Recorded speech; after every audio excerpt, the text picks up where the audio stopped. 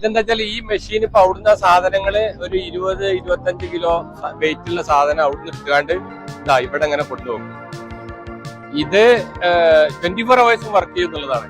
അപ്പൊ മനുഷ്യന് പണിയില്ലാതാകാൻ പോണ അടുത്ത് തന്നെ ഫാക്ടറികളില് മൊത്തത്തില് മെഷീനറീസ് ടെക്നോളജി ഒക്കെ ഹ്യൂമൻ ടച്ച് ഇല്ലാത്ത രൂപത്തില് ഓട്ടോമേഷൻ ആയി.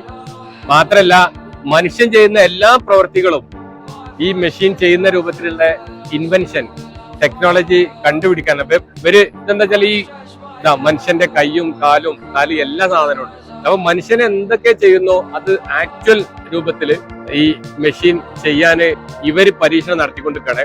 ഇവിടെയുള്ള പല സ്റ്റാളുകളും ഇതിനെക്കാട്ടി അഡ്വാൻസ് ആയ പലതും ഇൻട്രൊഡ്യൂസ് ചെയ്ത് കഴിഞ്ഞു. ചൈനയില് വളരെ അഡ്വാൻസ്ഡ് ടെക്നോളജി ഉപയോഗിച്ച് മനുഷ്യന് ഏതൊക്കെ ഭാഗങ്ങളിലുണ്ടോ ആ ഭാഗമൊക്കെ മെഷീനറി റീപ്ലേസ് ചെയ്യാൻ പോവാണ്.